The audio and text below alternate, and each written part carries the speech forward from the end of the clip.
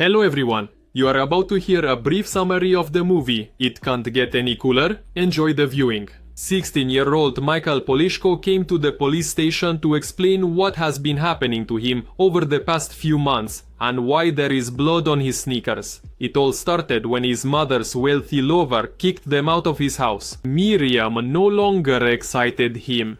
Giving 50 euros, the wealthy man congratulated Michael on his birthday and threw his things off his property. The mother immediately took the money to pay the taxi driver. They and their son moved to Neukölln, the district in Berlin with the highest percentage of immigrants among its residents. There is garbage and decay everywhere. Michael's new class didn't please him either. Classmates don't take the teacher seriously, talk during lessons, and throw all sorts of trash at him. The boy was seated next to a girl with a black eye. Christian and his younger brother immediately wanted to befriend Michael. Our hero was purposely pushed towards the local thugs. Christian pulled him away and advised not to mess with them. However, the gang caught up with him on the street. The thugs found out the kid moved from a wealthy neighborhood, which means he should have money. Erol beat the student and ordered him to hand over his phone. Sakuma, usafushisas. But Michael doesn't have a phone, so Erol ordered him to bring 50 euros next time, and right now he took his sneakers and made him do push-ups. The thugs sneered at the poor guy and finally left Michael alone. The boy with the bloodied nose began to cry. Lisa, a girl from school, approached him. She helped him wipe the blood and gather his textbooks. In just his socks, the beaten Mikhail trudged home. He passed by Christian's apartment and asked to borrow shoes, so his mom wouldn't scold him. The brothers not only gave him shoes, but also offered him a beer. Christian even offered the guy to stay with them. Their dad is a truck driver and went away to Kazakhstan for a long time. Thanks to his friends, the boy managed to hide the unpleasant incident from his mom. Miriam herself managed to meet a new beau at a cafe. But this is not a rich man. He is a homeless artist whom the woman plans to let stay at her place. The boy need not worry. This bum will sleep not in his, but in his mother's bed. Michael was rude, got slapped, and then asked his mom for 20 euros. The brothers persuaded him to spend all the money. Beer. Erol is not just a punk, but a punk father. He brought bags with groceries and diapers. And he started begging for forgiveness from his girlfriend Ashki. After yelling, Ashki finally forgave Erol and tossed him the apartment keys. The younger brother Mats drank too much and they put him in the bathtub so he wouldn't mess up the apartment when he started to vomit. Meanwhile, Christian found out where Michael used to live and one night the three of them went to Klaus's house to rob it. Among the things, the kid also found a mobile phone. It was time to examine the hall. The thieves emptied the whole medicine cabinet. Maybe something will interest the local junkies. They also took paintings, a cool knife, and a new plastic card. With their faces covered, the guys went to the ATM and withdrew 500 euros. Michael returned home and hid the knife, phone, and 100 euros under the mattress. In the morning, the boy met the artist Rainer, who came out to him completely naked. Finally, Michael was able to return to school and give the bandits everything he owed. However, they already demand 100 euros, saying that interest has accumulated over these days. Erol showed Michael a video of a brutal beating and said that the same would happen to him if he didn't bring another 50 euros tomorrow. At home, his mother bragged that her lover sold one of his paintings for 100 euros. Michael sensed something was wrong and ran to check his stash. Sure enough, that bum had taken all his money. Michael went outside and met Lisa. The girl didn't invite him over but suggested he call her. Michael went to his friends and started banging on the door. But an angry truck driver father opened the door and chased the schoolboy away. Michael found the brothers on the street. Both had bruised faces. The guy hoped to get money from his friends, but they said they were broke. However, the thieves still had some stolen silver, so they went to a fence. Captain Nemo examined the silverware and offered 300 euros for everything.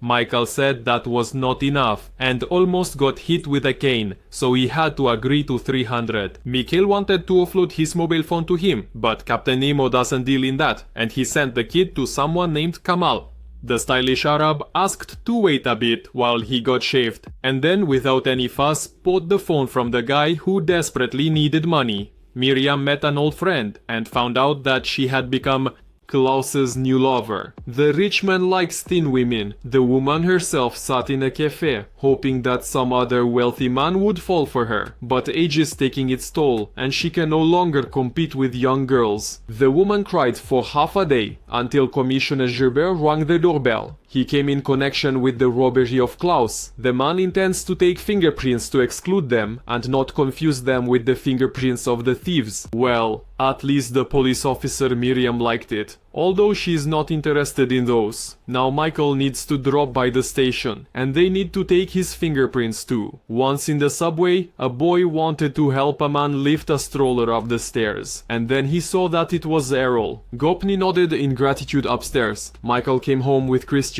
and learned from his mother that he was already expected at the police station, or else they would come to their home again. The next morning, Michael allowed the police to take his fingerprints. On the way back, the bullies attacked the schoolboy again and accused him of just ratting them out, and he still hasn't delivered the gifts to school. For that, they're going to play with the boy. Michael was tied up and a bucket was placed over his head. Erol's eyes were blindfolded and he was given a bat. He had to find the schoolboy in just 1 minute. At some point, Erol realized he was next to Michael and hit the bucket with such force several times that the guy fell to the asphalt and lost consciousness. A new boyfriend of his mom came to help with the repairs. The beaten and angry Michael yelled at the man and told him to scram, but the man looked at the boy and said he too was often beaten as a child and handed him a piece of metal, saying that thanks to it, the blow would be much heavier, and added that the first one to hit should be the leader, right in the face. Hamal and Barut are discussing that their courier has been arrested, and now they need to find a new suitable person. The next time Michael and his friends encountered Erol's gang, he did not run away like his brothers. Following the advice, he wordlessly struck Erol and smashed his face. The stunned thug pulled out a knife, but then Kamal and Barut appeared. The gangsters pointed at Michael and said that no one would touch him anymore. Finishing with the threats, Barut put the kid in the car. Kamal brought Michael to his home and introduced him to the big family. They accepted the boy as one of their own and fed him. Returning to the car, Kamal got down to business. He needed someone with an honest face, like Michael, and the schoolboy agreed to work for the gangster. He will perform the duties of a courier and deliver packages with various illegal substances around the neighborhood. One day, Michael was called to the principal's office. Commissioner Gerber was sitting there and asked the boy if he knew Erol. It turns out this thug was accusing Michael of causing bodily harm. The boy explained that he was defending himself, as the bullies had been harassing him for months, and he agreed to go to the station to give testimony. Barut handed Michael an envelope with the product and indicated the address for delivery. The smarty started skimming a little and selling the extra to local addicts, as the buyers usually didn't weigh the package. Mom calmly tried on clothes and didn't show that she knew something, but she had already found Klaus's knife and realized that her son and his friends had robbed her ex. The mother asked him not to associate with the brothers, but he has no other friends in the neighborhood, and it was Miriam who dragged him into this dump. Christian decided that Erol had become meek, so he started provoking him. Michael snapped and slapped his friend on the back of the head. And anyway, the schoolboy was tired of hanging out with these slackers. After all, he had become a serious person involved in serious business. An angry Erol confronted his cousin Kamal and beat him up. With her lost money, Miriam called a taxi to get to the interview. But there, instead of a job, they offered her something intimate. She immediately stood up and left the place.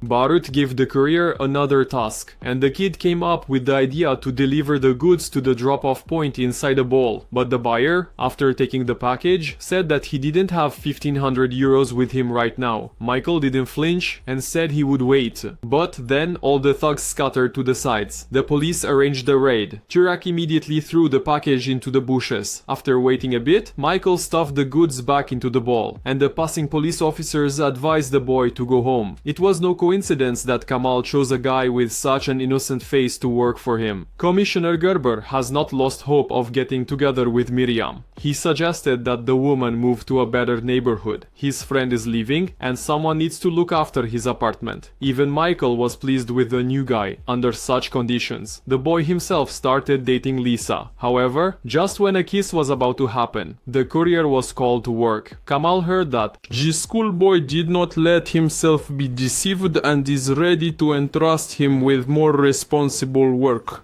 We are talking about much more serious money than usual. Holger is shocked that they sent a schoolboy to him. This time the goods were weighed, of course.